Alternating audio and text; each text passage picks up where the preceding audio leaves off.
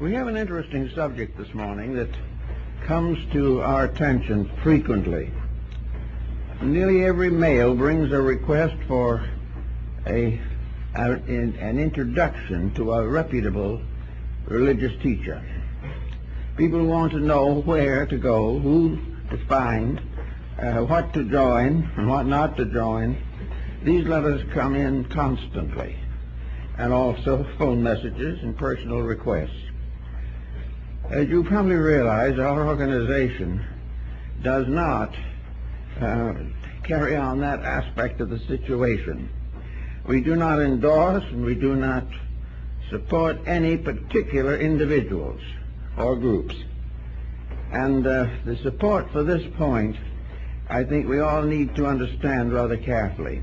In our search for realities, we have to depend upon some rules, some pattern of plans, purposes, requirements, and fortunately there are such rules, and they are the same in all parts of the world.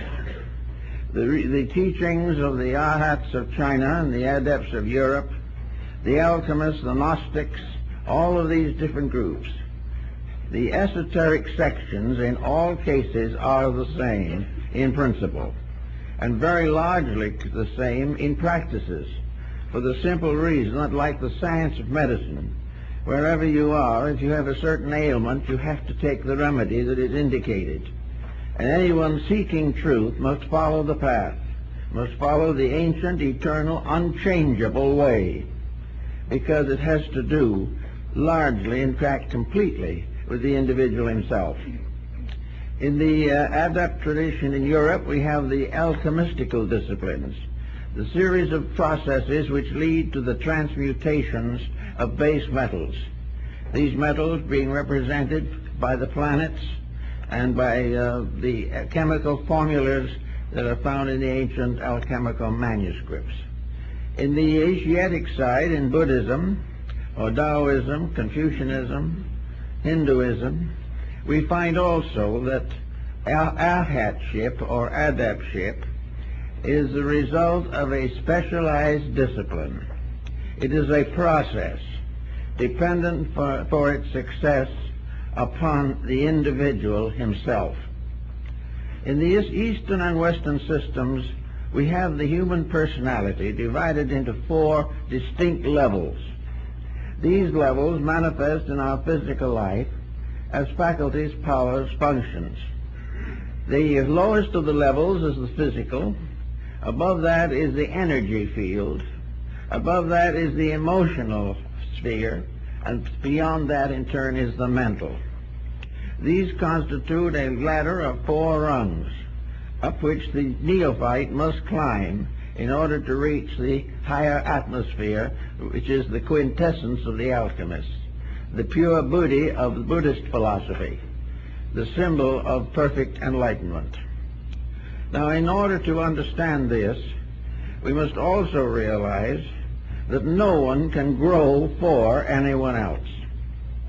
There is no possibility of shifting the responsibility of growth upon a teacher, upon a formula in the ordinary sense, or upon any group of factors. Growth is simply a process of growing. Now, we are all, as non-initiated souls, like children passing gradually from adolescence to maturity. The great teachers of the past instructed us. They were our ancestral guides. Now we must start out on our own. And one of the problems that we face in the present generation is this matter of trying to help young people to go out on their own. First of all, they are going to anyway, because parental influence is no longer strong enough to hold them. You can teach them whatever you want to, but in the long run, most of them will do what they intend to do. Maybe some of them will have difficult experiences and will have to grow through suffering. Others find themselves more independently and become highly desirable citizens. But each has to find its own way by means of the characteristics, the basic integrities with which it is endowed. So when we start to work with the problem of teaching, to try to find a teacher, we know that all a teacher can do is to tell the individual to do certain things. He cannot make anyone do these things. And he can only say, if you wish a certain result, you must be set in motion the causes which will result in that effect. If you are not willing to cause it, you cannot have it. No one else can have it for you. The gods will not bestow it. Each individual must earn his own destiny, must fulfill the plan for which he was intended, as part of a system that has as its objective the enlightenment of everything that lives. This enlightenment, however, is a completely individual responsibility. Now, it is possible for a person to become inspired by association with desirable types of thinkers and believers, the meeting of the individual with other persons of high resolve, high intention, noble experience in life. All these things are objective helps, but they do not contribute the actual substance. All they can possibly do is inspire. This is all any teacher can do, is to inspire the individual to do his own job. And anyone promising other than that should be approached with due caution, because of the fact that though most people are looking for someone to give them a painless solution for the mysteries and miseries of existence. We want to do mostly what we please, but we want to find a way of doing it and escape the consequences of our mistakes. This is just not possible. And no matter how much is claimed, the fact remains that each individual must live out his own pattern of purposes. There are rough instructions, however, and some of them are pretty rough, as to how this is done. One of the first is to realize this set of 4 steps, and to realize that the life of sanctity begins at the bottom of these steps and ascends gradually.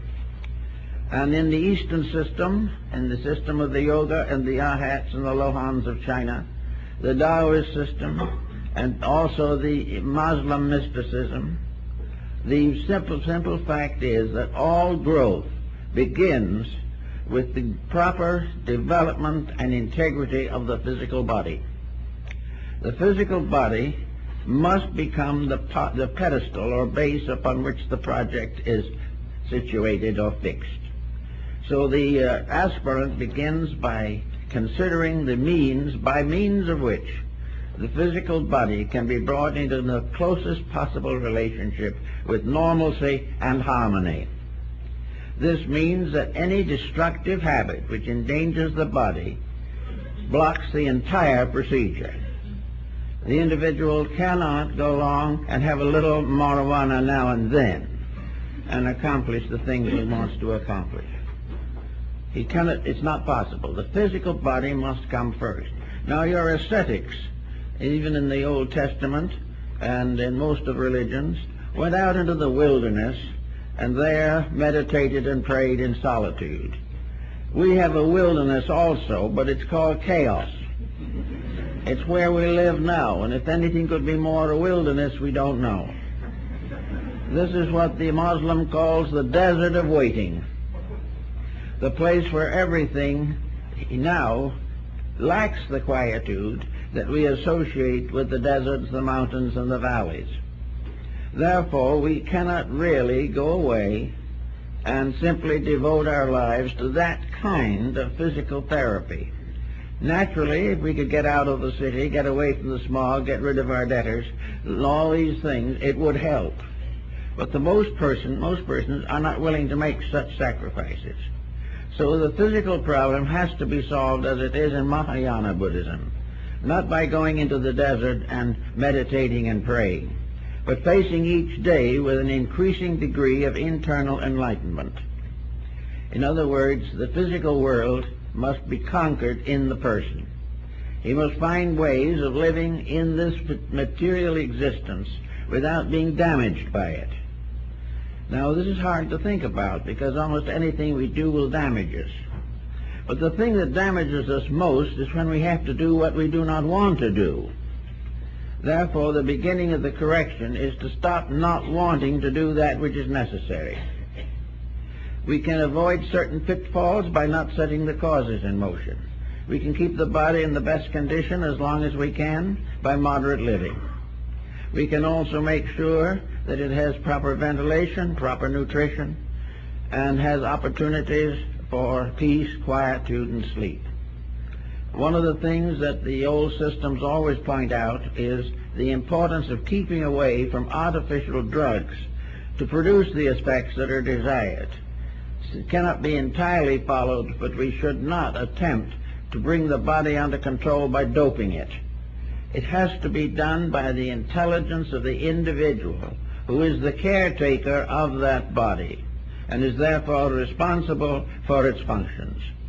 He must decide that the body is a younger brother to the mind, and that it is the duty of the elder brother to guard and protect the younger brother. It is the duty of the individual never to neglect the physical requirements of living, but never to accept the extravagances which come from lack of insight. The great life, the enlightened life, must be normal, but it must also be simple.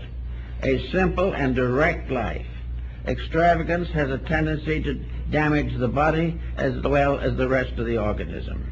The process of living in this body only to use it for the fulfillment of self-centered ambitions and purposes is wrong.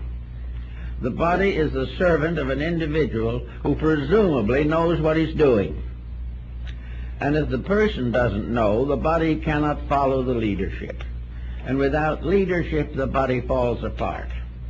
So the beginning of the road that leads to enlightenment is to settle down quietly and take whatever time is necessary to make a friend of the body for the first time perhaps in our lives.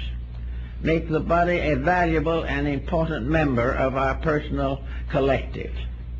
Give the body its rights and its dues. Do not dissipate it. Do not damage it. Do not exhaust it on useless enterprises. The body is willing to be martyred to a great purpose, but never to a small one. Therefore, the body must be considered first. This means a gradual modification of many attitudes that we have. Luxuries may be more damaging to the body than they are of use, but the body endures them because the mind or the emotions wants them. And wherever the mind and the emotions lead the body to excess, there is damage. This must be carefully watched and regulated, or we will get into trouble. Now, beyond the body comes the second area, which only is workable, usable, and possible if the body has already been brought into order. We must ascend, always building upon a solid foundation. Until we have solved the lower, we cannot pass to something higher. Assuming we have regulated the body, that we have given it all that it needs, but never for a moment sacrificed its well-being for some other purpose of our own, unless that sacrifice is justified by moral expediency, by the need to give something beyond our normal. The individual who gives their life to save another life has not disfigured the body. They have given it to a purpose that is higher. That which is higher is always the basis of the realities and the right values of things. But assuming that we now live simply, that we are not subject to extravagances, that we are not dissipated, and that the body is not disturbed by any external situation, that the body is not working for something, not working for something that is worthwhile, that it is supporting an extravagance of the mind and not the need of its own integrities. So the body being settled, we pass to the second level, assuming that the body has now been disciplined as the first step of discipleship. The energy fields of vital body, etheric double of the physical, is the source of our supply of life force. It is that which animates all things and makes them alive. This aliveness is primarily turned downward. It is the aliveness, the vitality, which protects the body and makes it capable of receiving into itself stress and strain from higher causes within its own structure. Now, the vital body being an energy field, the individual who wishes to advance in spiritual matters must reduce energy pressures. They must not waste energy, because energy is life, and life is the power of God in us. Therefore, energy must be conserved. Energy must be distributed properly. We come almost under a heading of physical culture here. We have to see that the energy field is given ample opportunity to express itself constructively, but that any intemperance which wastes energy becomes a leakage in the energy field, and through this leakage it escapes and is not available for reasonable purposes. Energy to be maintained must have proper nutrition. It must have proper rest and relaxation. It must be energized by a physical body that is temperate and therefore does not waste or destroy energy. Energy cannot live unless the physical body is reasonably ordered. If it is reasonably ordered, then it can provide a proper footing for energy growth. But if the individual suddenly gets into a temper fit, the waste of energy damages both the vital body and the physical. The individual in hysteria, the person who is constantly a neurotic, the individual who starts worshiping energy waste, doing things that are not significant and not important.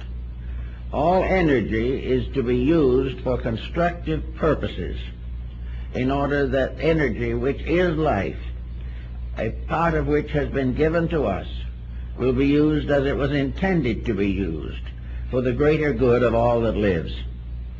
All energy which has not some justification in value becomes a dangerous factor in our composition. So energy enables us to do all kinds of useful things. It also will support us in extreme hardships on many cases. But it cannot stand or survive misdirection from below or wrong attention from above. It must be given the care and discipline necessary. Energy discipline involves one important factor: quietude. Quietude means that the human body must at certain times rest. If the energy does not remove its pressures from the body, then the body cannot rest, and the least we can expect is fidgets, and they are no good either. The individual who can't sit still, who can't keep quiet, who finds it impossible to do simple things in a simple and efficient manner, the individual who has to exaggerate all actions, and finding themselves highly nervous, must take a sedation. This type of thing is deadly to the development of any higher faculties. If the individual wishes to remain on the level in which these things are done, he has the right. No one can take it from him. But if he wants to be better than he is now, he must correct the mistakes that burden him now. He must have motives, purposes, and ideals stronger and better than those which he has been nursing in the past. So he does everything possible to use energy wisely. He may feel that it is an eternal factor, that he will always have it, but he will find that this is a mistake. If he wastes it, he will not always have it. The body is itself a fallible thing, and to make it useful, helpful, and constructive as long as possible, its essential resources must be conserved. One of the physical forces and sources of energy is nutrition. So this comes into this pattern: proper nutrition. Nutrition that is not fatty, nutrition that is based upon, as far as possible, a full understanding of the requirements of the body and its nervous structure. Nutrition is very important because without it, the individual has no foundation upon which to build. Therefore, the first problem is to get the body into physical condition that is suitable to become a living temple. And the second step of the problem is to create within this living temple an atmosphere of divine presence, the energy being the presence of the infinite within the structure of the finite. This, and then, if it is accomplished, if the individual finds that he is able to make these corrections and never waste energy. Wasting energy can be simply the support of a poor cause. It can be talking too much when there's nothing to say. It can be almost anything. On the other hand, the loss of these wastefulness factors should never result in a dowerful personality. The energy factors that are constructive are pleasant, more pleasant in the long run than those which cause trouble. But then we rise to the third level, and this is a rough one of the most difficult to face, and not to be faced at all unless the lower two have already been conquered. You cannot advance unless you're on the solid foundation of what goes before. Otherwise, you're in trouble. The energy factor we have to have, and one of the great uses of energy, of course, is emotion. Now, the emotional factor is where, in most cases, the human being is oriented. He lives in a combination of vital, emotional, and physical factors. And as long as this continues, he is basically a biped, but still not raised to human estate. The energy fields that involve emotion must be cleansed and purified. Emotions must be free of all negative, toxic attitudes. This is where most people fall down. I know we have cases constantly of people who are trying to develop spiritual overtones of life, who spend their lives seeking for truth and hating each other. This won't work. Any individual who expects to get anywhere in religion has got to give up hating anything or anyone. He may not want to cultivate that person. He may not feel that that person is right. But the moment he uses emotional energy negatively, he is destroying himself and not the other person. Any destructive attitude of the emotions must be corrected. Emotions must be open, constructive, idealistic, and be no more nor less than that which is recommended in the Sermon on the Mount. The very point of this is clearly revealed in Christian doctrine, but there are very few Christians that manage to make it, because there are very few people in this world, including Christian sects, that like each other. This problem of constant competition of feelings, the tremendous aggressiveness of ambitions, the determination to get back at someone, or to go on moaning through life because of a tragedy, misery, misfortune that has occurred. The person who is emotionally disturbed a large part of the time will not get any further. In fact, he won't even reach this level successfully. He won't reach it because the entire magnetic field, the various chakra centers and so forth involved in development cannot react constructively to negative human attitudes. The individual can assume that he is going to make it anyway, and he is going to try perhaps and find a teacher who will help him to be enlightened without correcting these faults. But he will find in the long run that he has simply deceived himself.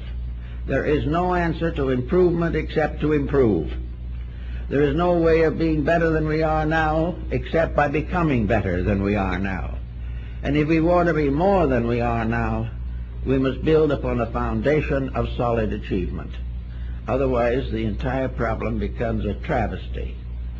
Now, in religious organizations, we find a tendency, especially in modern times, to overlook or gloss over lightly these problems of conduct in relationship to spiritual growth.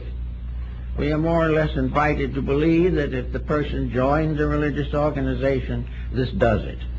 That if the individual gets up and claims that he is going to be a good Christian or a good Buddhist or a good Brahmin or a good Jew, that the affirmation does it. This is not true. The individual is never any better than his own conduct. He is never more advanced or more spiritual than the dignity of his attitudes toward life. Therefore, in the problem of searching for a teacher, we have to realize that our ulterior motives must be very clearly and carefully found out and corrected. Why are we looking for the teacher? Most people have very simple answers. I got a letter not long ago. The individual said, I've been miserable all my life, I'm half sick and I'm neurotic, and I want a way out to something better. Well, now that's a common kind of appeal, and you respect it. It is something to respect. But the only way this individual can get what they want is to change themselves. And anyone who promises to give them enlightenment without correcting their faults is themselves deceived or unaware of the facts. How can we change a person who is resolutely determined to stay as he is? How are we going to correct the condition or the faults of a person who is perfectly willing to correct his virtues a little more, but will not for one moment change his faults? Now, faults are funny things. On a personal level, they've broken more homes probably than any other factor in history. Second place probably is religious conflict, then political conflict, then racial strife, then national misfortunes. Everywhere in the world, man looks for peace, but he expects to achieve it by overcoming his enemy. We are right now in a heavy political situation all over the world. We are faced with the danger of a great war to create peace. And this is what happens in nations, and it happens in the individual. We cannot be happier than we are unless we earn a happiness greater than that which we have now. We cannot get over our troubles unless we correct the causes of them. And this is an esoteric doctrine that has sent the yoga student and the Zen man into the mountains for centuries to fight this out, to come to the final conclusion that you have to be right or you will continue to suffer. Now, rightness in the case of emotions is, as you have realized, the Bodhisattva doctrine of Northern Asia is the doctrine of the love principle. Christ says to love our enemies. And now it's mostly impossible to get along with our friends, let alone our enemies. We are expected to do these things, not read about them. We are expected to look around through our own lives and say, this is a messy spot and I've got to clean it up. Or I haven't spoken to my brother in 20 years, it's now time to get around to it. Well, so he writes his brother, and his brother doesn't answer. Well, that's too bad. But he has done what he could. He tried. He must make the first step. If the other person doesn't accept that first step, that he can't help. I made that suggestion to a man not too long ago who had a cousin who he had not spoken to for years. And I suggested write the cousin and find out. So he wrote a card. I think he wrote a birthday card. He remembered the birthday of the cousin. He got a 15-page letter back. The cousin had been waiting for years to try to make it up and didn't know how. These are the things that happen. We cannot do anything unless we try. And in the emotional level, we have to try to get away from hurting anyone. Because as we go on hurting others, we hurt ourselves the most. Now, this is where many people get into trouble. They cannot get away from a certain negative reaction to society around them. This is largely due, of course, to the condition of society. No one questions that. But this condition of society is the consequence of the individuals all feeling this way. Somewhere we have to break the impasse, and the only place any individual can break it is in himself. So we have to start in to use the emotions constructively. Emotions are to be beautified and ennobled. They are to become more pure, more understanding, more generous, more forgiving. In every case, all emotional attitude should be dominated by integrities, dedications, and devotions. There should be nothing in the emotional life of the person that is a cheap compromise with principles. If he is compromising, then the problem won't get any better, and illumination remains far, far away. So the person, instead of taking lessons or trying to meditate their way out of their problems, should sit down and say to themselves, I meditate every day. Can I say honestly that every day that I meditate, I live better? Am I depending upon spending a time in affirmation or positive thinking and then going out and doing exactly what I did before? There must be no interval. The Swami Vivekananda pointed out definitely that there should never be the slightest inconsistency between meditation and its attitudes and the conduct when not in meditation. Meditation is a way of life, and a proper life is in meditation through all waking hours. Not in a sacramental way, but it's simply a kindly, gentle, well-wishing for all that lives. Emotion also has to be fought out on the plane of selfishness. In these days, selfishness has become so important that we permit it to influence and undermine our integrities. The individual feeling that he wants to do something, feeling that he wants freedom, walks out on a home. The individual feeling they want to have greater estate, walk out on their family also. Everywhere the individual is thinking of himself only, what he wants to do, what he wants to be, and the magnificence of a career of his own choosing. If we watch the papers and watch the records carefully, we will see that nature itself is already stepping in to prove that this attitude is wrong. We've used it for years, and the world is in the worst conditions it's been in recorded history. The great freedoms we talk about have made us slaves to freedom. The great dominations of each other that we've talked about has produced a world of slaves. And most of all, we are the slaves of our own attitudes. So on the emotional level, it is necessary for the individual to control his own life in a friendly, loving manner, to try to do the best job he can under the circumstances, never to get the most he can for doing the least he can. The moment this happens, a strange spiritual barrier is raised which we don't recognize. We don't know about it. But it has put a block on our thinking and our understanding. And while it's there, we can't go any further.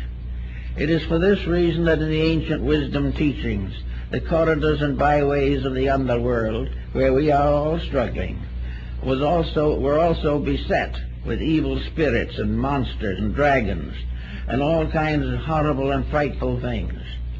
These frightful things are wars and pestilences and disasters and plagues, all these things, and the little private antagonisms of people that go from one generation to another, passing on a hatred the cause of which is forgotten.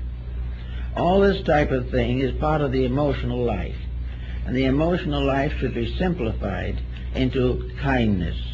In the Buddhist philosophy, the Lord Maitreya is the next world teacher. The word Maitreya means, or when translated, kindness. Therefore, kindness is the next great avatar that must come to redeem the world. And wherever kindness ends, it must begin with us. Kindness is something that must so dominate that all negative attitudes and negative feelings are simply given up as useless. And the person finds that in kindness and forgiveness, that he will have a great sense of warmth, of integrities, of kindness, of fineness within his own nature. Otherwise, he will continue to live under the shadow of old memories, old bitterness, and this and that. Also in the emotional realm is the problem of emotionalization of our own conduct. We look back upon a life that we have lived for many years. We realize that in that life we have caused trouble and we have been troubled. We have had a difficult problem raising a family.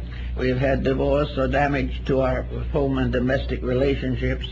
We were left orphan or put out to adoption. All these things happened. Or perhaps we were spoiled, given everything we wanted, and brought up to believe that we live for the principle of fulfilling any appetite that we feel. This again is a great detriment. But in all problems we have to look back upon the emotional background of ourselves and remember how we felt and why we felt, and say to ourselves very simply, are these old emotions still hurting us? That is really one of the bases of psychoanalysis and psychotherapy. Most people who are neurotic or frustrated are in trouble largely because of their own memories. Memories that hurt, memories that seemed unfair, memories that made them hate their parents or their grandparents or their own children, memories that separate people because of dismal notions and reverberations out of the past. This type of memory problem is very difficult to work with, but it has to be worked with. The only way you can get over a bad memory is to find out why it was necessary.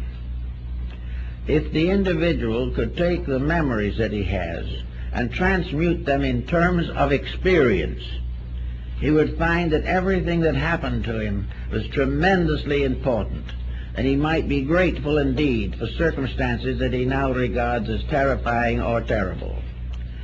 Each thing that happens to him was an opportunity to grow. Each misfortune is an opportunity to rise to a higher level of personal integrity.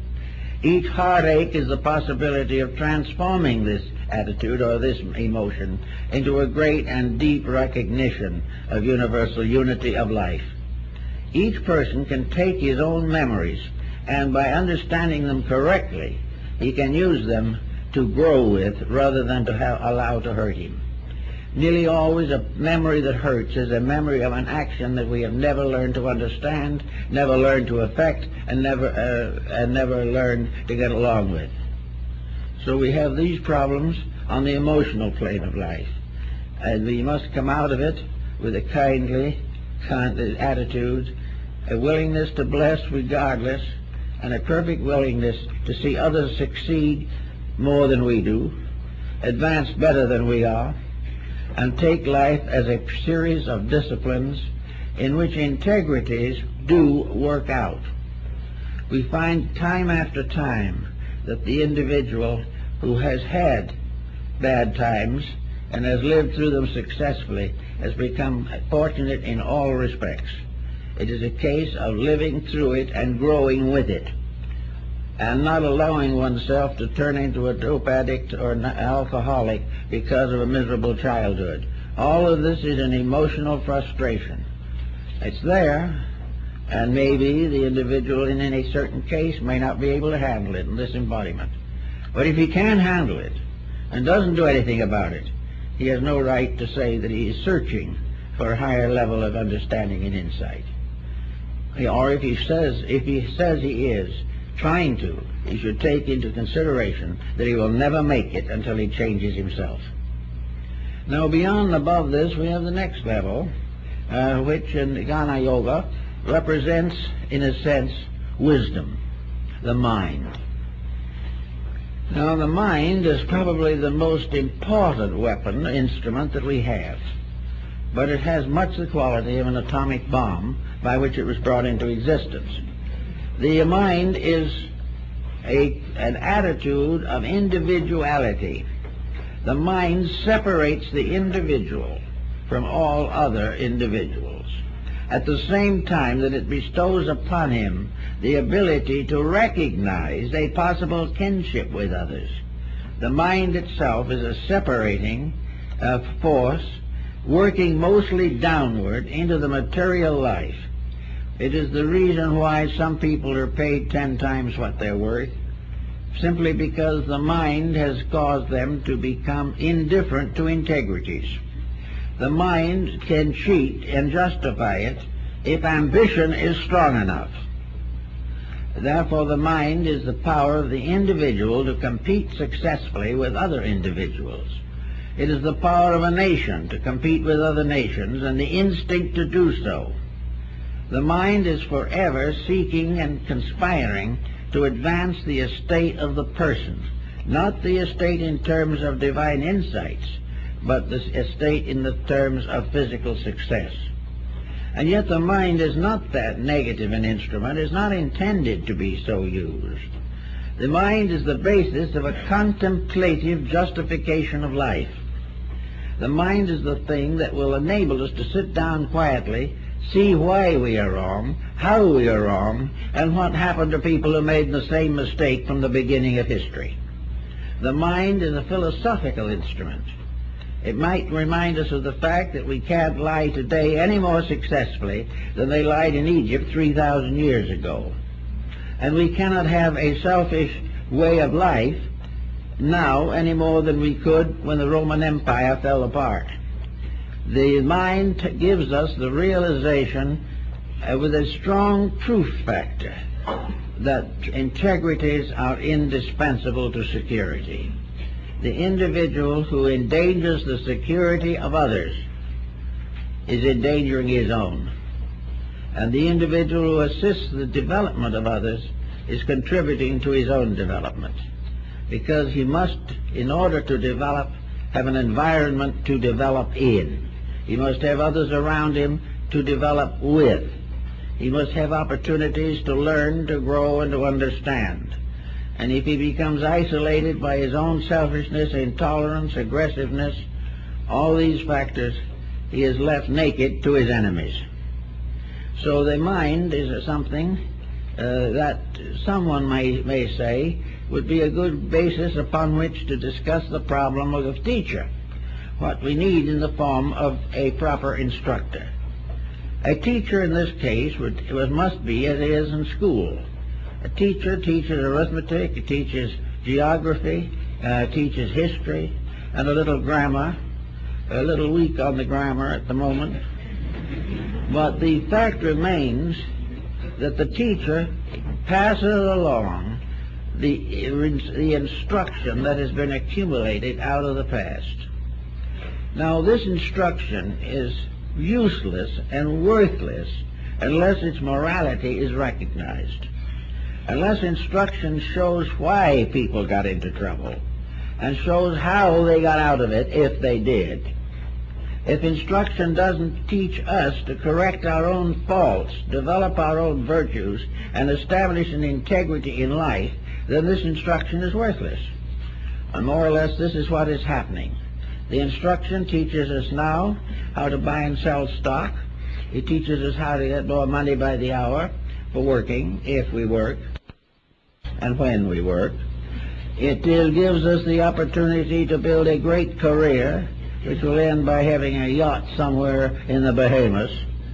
It does all these things that consequently come to be regarded as the perfect evidence of the power of mind over matter.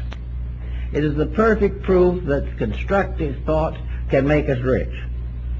But are we going to be constructive rich?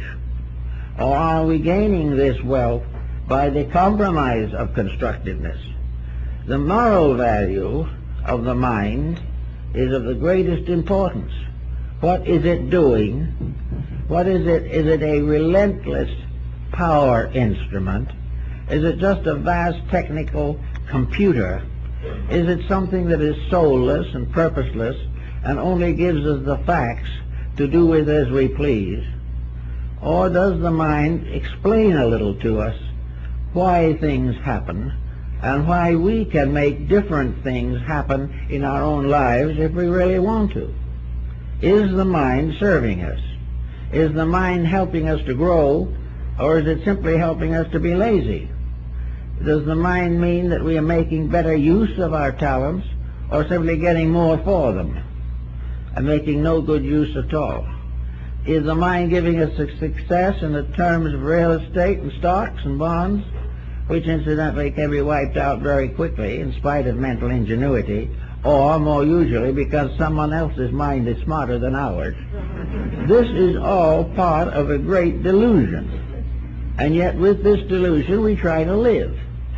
So with a mind that won't tell us the truth, or we don't expect it to, or won't let it tell us the truth, a set of emotional factors that will not permit us to be happy, cheerful, pleasant people, a vital system that is so diluted and degenerated by our upper conduct that we are tired all the time, and finally a body that might be well expected to hold on for quite a while, that becomes a wreck in 50 or 60 years. Now this is the pattern against which the ages put up the pattern of human growth. Everywhere we look, we see that nature is insisting upon improvement. Nature will not sustain that which is not growing. Nature will not tolerate forever that which is contrary to the common good. If we want to be successful people, we better get started copying the way nature does it, and not expect to have some strange abnormality make us satisfied and happy. Now we come to another factor then, that is the fifth factor. We can call it what we want to. The Buddhist calls it Buddhi, or the Bodhi of upper intelligence. It has sometimes been called a divine mind. It has been called the upper mind, the psychic mind, the soul mind. And perhaps the soul mind is about as good as anything we can find to call it. This is the censor. This is the power of the soul, which can never rest while the organisms are corrupt. The soul is that which is a small, silent voice, but it's there forever. It is something that finally forces us to recognize that we are not doing what we ourselves really want to do, that we are buried in the confusion of our own ambitions. So the problem of the soul becomes something that is higher than mind. The soul deals in finalities. The soul can ask the individual the simple question, what is all adding up to? All the things we do, are they all ending in the graveyard? Is materiality an acceptable attitude? The mind, under certain conditions, particularly if it moves in a sophisticated set, will say, yes, I can be an atheist. I don't necessarily believe in anything, because if I believe in something, I'm apt to have some of my ambitions curtailed. If I believe in God, I cannot do these things which are disobedient to every record we have of divinity, therefore let's eliminate divinity. They believe this. They say that the universe is what we make it every day, nothing more, nothing less. It's a machine. And it's a kind of a computer that apparently makes as many mistakes as our new computers make. And that's numerous. But the universe is not a computer. The universe is a mass of obvious intelligence. It is the most supreme example of a wisdom beyond comprehension by man. The universe is a tremendous living organism which, in spite of anything we believe or do not believe, is always right. We cannot break its rules. They are bigger than we will ever be. We have to live within it. Therefore, the psychic part of man, the soul, says very simply, what is a man worth when he has lost all his worldly goods? Answer, he is worth exactly what he was before. The entire problem of success as we know it, within very moderate and normal conscientious details, may be necessary to our survival here. A reasonable amount of endeavor, a useful and fulfilling career if possible, an honest day's work honestly done, no one doubts or questions. The question is, to what degree are we using these instruments that have been given to us simply to add to something that adds to nothing? How are we going to do, what are we going to do about the yacht and the Bahamas when we aren't here anymore? And how long will it be? Many individuals seem to act as though they were going to live forever, and then mistakes cut them down, mistakes that they were making. So why should we destroy our integrity, corrupt our families, destroy our civilizations, impoverish humanity, leave half the earth starving to death, in order that a few, or even more than a few, can do something very important now, like amassing a great fortune? What is it all about? Before the individual can hope to go on to the esoteric worlds of thought, he's got to think these things through. He's got to come to the final conclusion that he must clean the inside of his own cup. He must see that his own life is as far as is humanly possible, brought under moderation, under a conscientious use of what he has, and a continuous dedication to the service of his fellow men. These are the things which, to the gurus of old, were the indispensable values. Now, the Indian gurus who had their disciples have become a legendary kind of group. They were persons who became the spiritual parents of young people to give them a training or an insight or an understanding. Very often the young people went and lived in the ashram or in some hermitage where the guru lived. They lived a very simple life. They lived a very quiet life. And they lived constantly in the presence of a person who was beyond the temptations of mortal life. The guru was a living embodiment of the teachings that they hoped to come to. The guru had no material possessions. All his worldly goods was a lota, a bowl which was to be his begging bowl. He had a few little strips of cloth, a bead or two around his neck, a dhoti around his waist. This was all the material possessions he had. He lived only to help and educate and enlighten his disciples. Therefore, for these young people who lived with him for 5 or 10 years, day or night and night, he became a living example of being exactly what he taught. Now, this is very important. He gave the example of no exploitation. He offered nothing to the disciple except the right to grow. He offered no satisfaction, no end to personal problems, but only a quietude which would cause these problems to solve themselves. The guru was a living example of what is accomplished by simply being in the world but not of it. And the disciples who came to him became teachers in their turn. They were there in order to learn to become servants of human need. There was never any discussion of great establishments. The great work was the simple work of living true to principle and bestowing this vital experience to others who came after.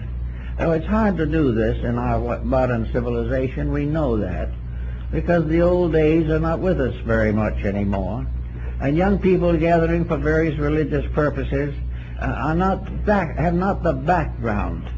These students that came to the gurus came from families that had religious domination in thought and philosophy for maybe 50 generations. We have nothing like that today. We have no way of classifying or finding out just how to judge the validity of various paths that seem to open. But we can do something. We are not powerless to make certain decisions that are really useful to us. One of these decisions is that we can be slow to become involved in an organization or in a teaching which we know nothing about. We have the right to observe. And those who desire to join an organization must not and should not be over-influenced by promotional material or things of this nature. The individual who is wise in these matters will do well to observe this group of people very carefully and probably hold decision for at least 1 year.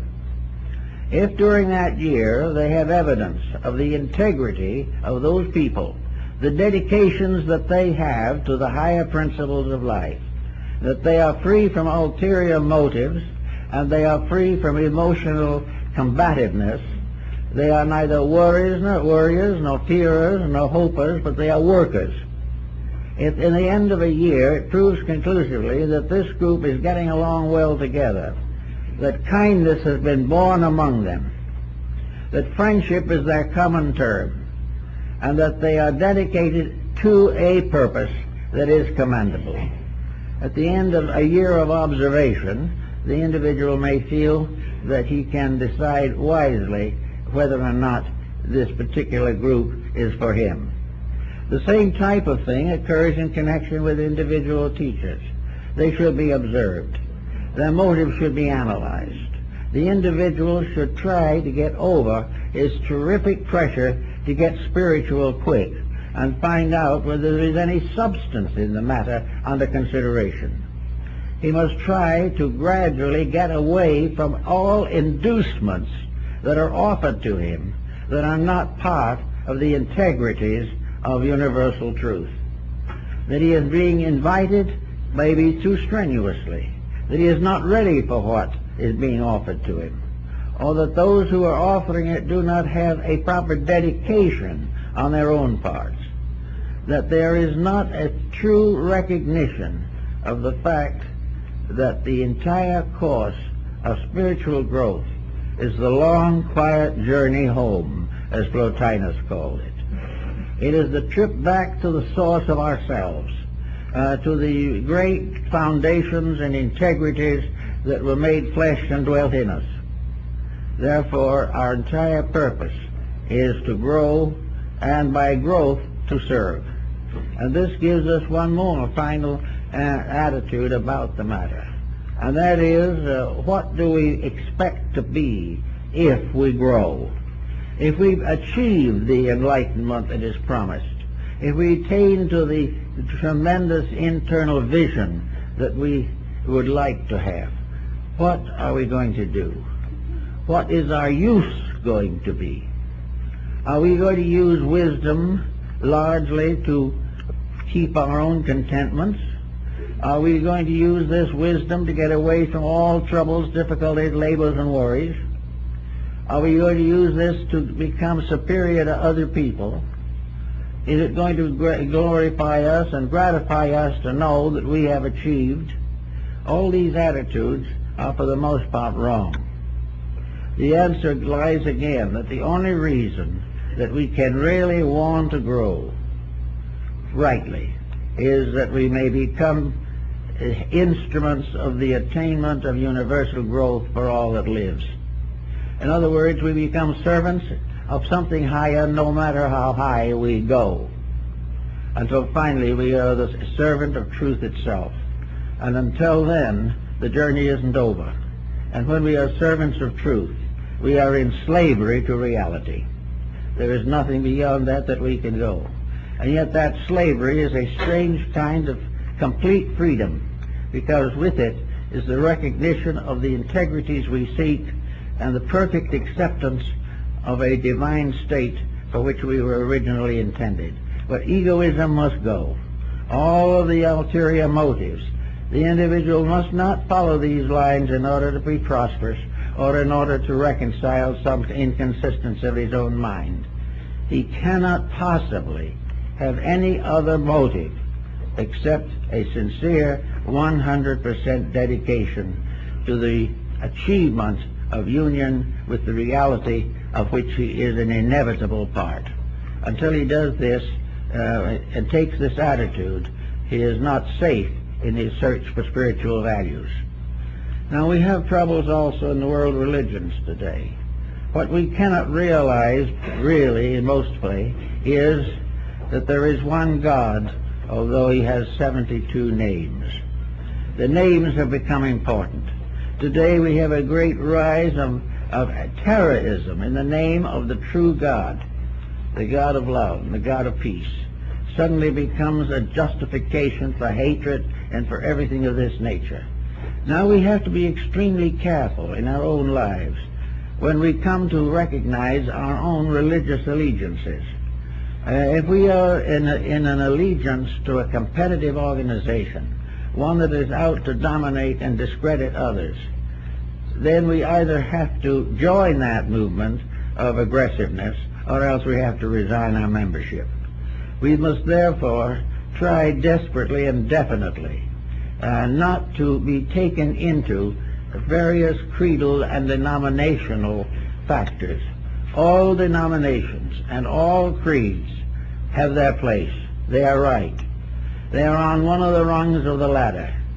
But not one of these creeds can prevent us from gradually coming to the realization that truth is one, that unity is the absolute and actual reality, and that all denominations are merely facets of one terrific spiritual reality.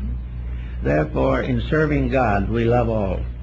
In serving ourselves, we sacrifice others to our own ambitions, our own purposes, and our own prejudices. On the level of prejudices, which become, in a sense, mental blocks, we find it very easy to have prejudice against various beliefs. But we go back to the Inquisition, we go back to all of the great tyrannies of the past to find out what prejudice does. A prejudice of any kind does nothing but hurt. And instead of that, each person must strive definitely and in every way that he can to overcome all prejudice on levels of religion or philosophy. He may choose his own path, but he should not discredit the path of anyone else. It is their right to do as they please, but not necessary that he conform with it. So each person gradually becomes, in a sense, alone. But the Chinese had a very interesting point of view on this particular point. They had a sacred land, which is not our Eden or our heaven or paradise. But strangely enough, they had a word for it that we have used for many years for something else. The heaven of the Taoist sages of China is called Horizon, from which our word horizon comes. And this is a land in which all the wise and the loving get together. And they go in little ships, their own souls, to this great and beautiful garden world. In this garden world there is no punishment, no evil, no purgatories, only the poets and the scholars and the friends and the mothers and the children and the fathers sit under the trees and enjoy life. And, strangely enough, it is probably one of the few post-mortal state in which everyone is still studying. Those who have passed on are also learning a little something new every day. Life is not static. It's not assumed that the average person can play a harp successfully. Therefore, it's not suggested. Life becomes an adventure in knowledge, an adventure in friendship, in art and music and kindness. And here come the tired and the weary who have done it as best they could and have really tried hard. And they are welcomed into the assembly of the ones who have gone there and have done the thing right. All those in that world there have fulfilled the requirements. They have lost all sense of personal ambition. They are not even ambitious to be there. This is another point. But they are there because when they woke up after death, there they were. But there they were because of the way they had lived before death. They just couldn't help but wake up in a pleasant place because they had devoted their lives to service of others, love and kindness.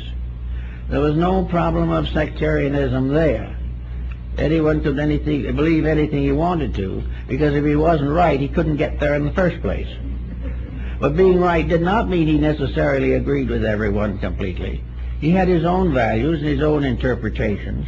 Therefore, there could be some wonderful discussions and conversations, and the various members could get together in little groups and discuss the eternal values of things.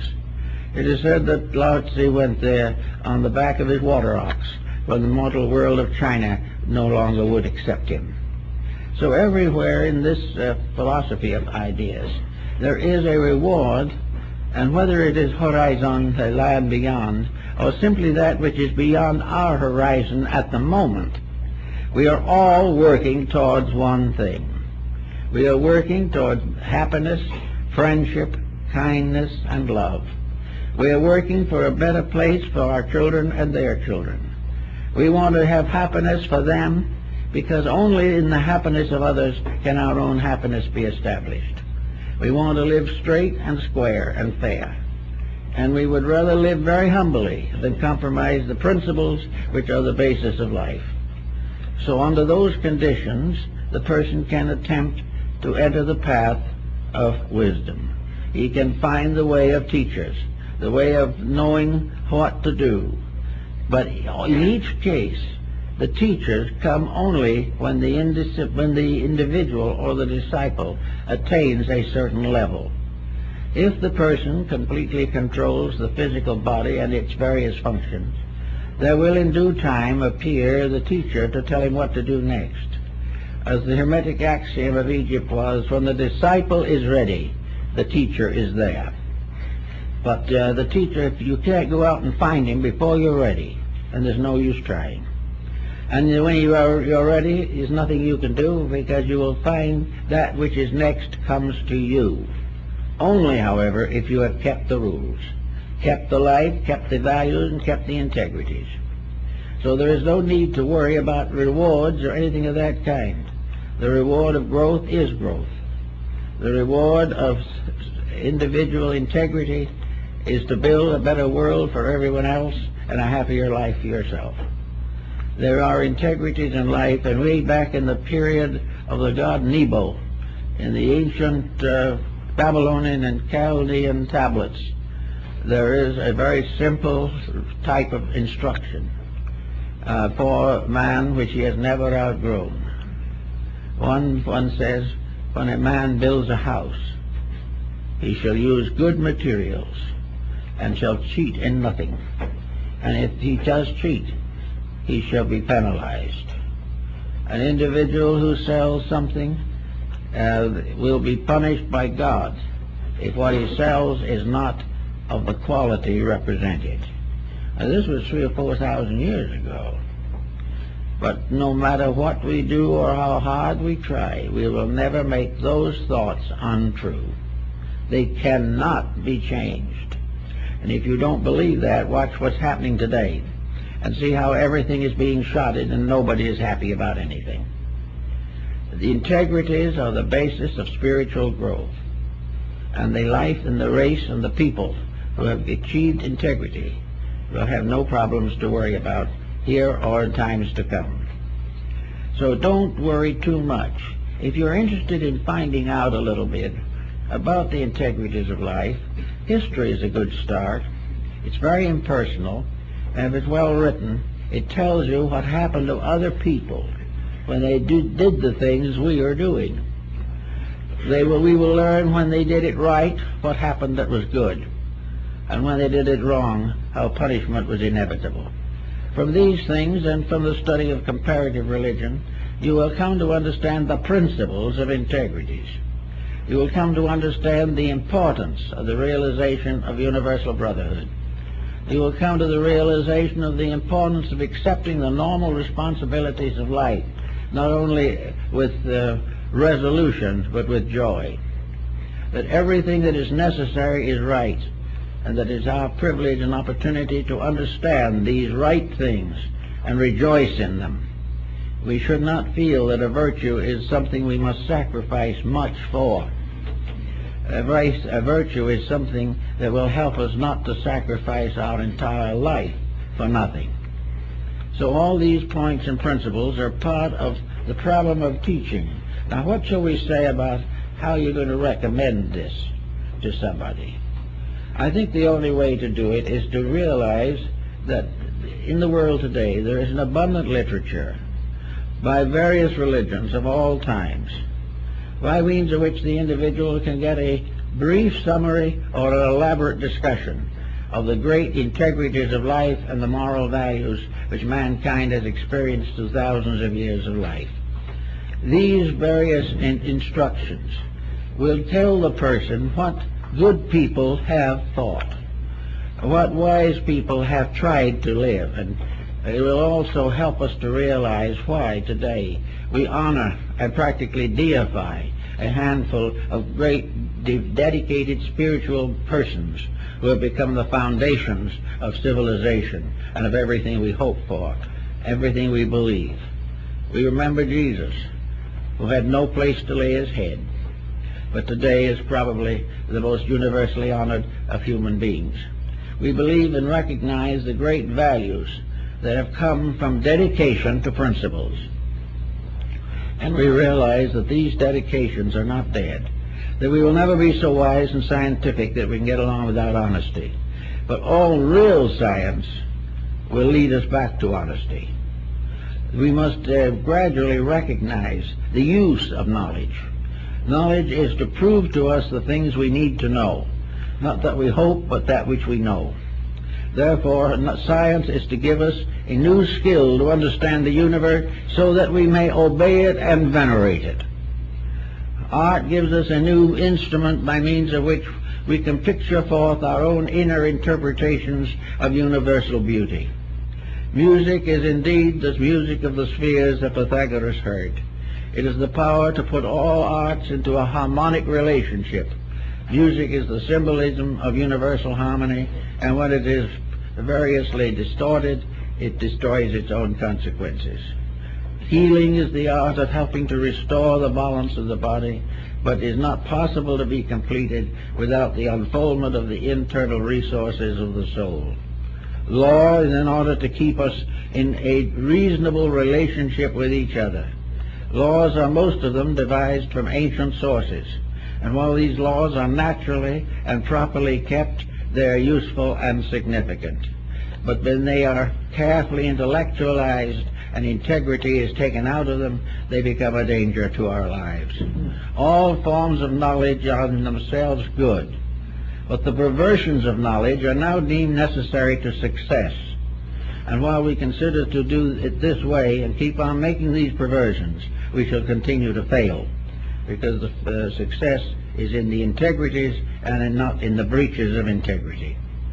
So all the forms of knowledge that we know can help us to become aware of the one knowledge that is necessary, that we are creatures on a long journey through the caravansaries of this world, that we are wanderers in a strange desert of waiting, but that we are in a way wonderfully guided by the wisdom that has been given to us.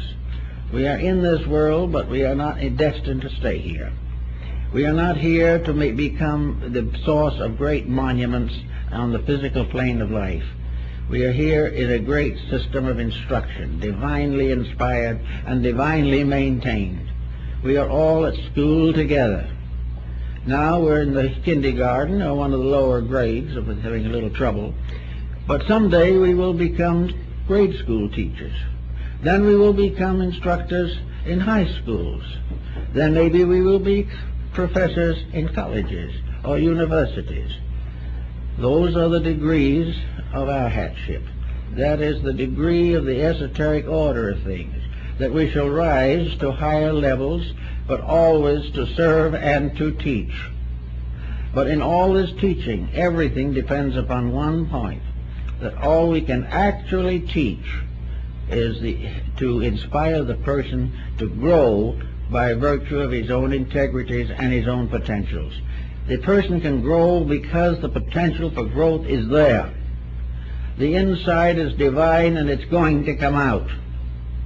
But in the meantime, these professors and so forth, the great world teachers and all the others, can only remind us that if we live the life, we shall know the doctrine. It will give us the courage to go and work on ourselves, and using their example as an inspiration, attempt to do that which they have done so faithfully. All of this is part of how to grow. And I think if we just become a little more discriminating and not too enthusiastic, we can observe for ourselves those types of instruction which are useful, normal, and proper, and at the same time can avoid involvement in something that we do not regard as proper. We are all searching, and we haven't the discretion to know always what is best. But if we always say to ourselves what is kind, what is good, and what is inspired by the love of God and our fellow men, and is without exploitation and without ostentation, we won't be very far from the facts. So we hope each one of you, under this type of thinking, will be able to solve some of these problems for yourself. Thank you very much.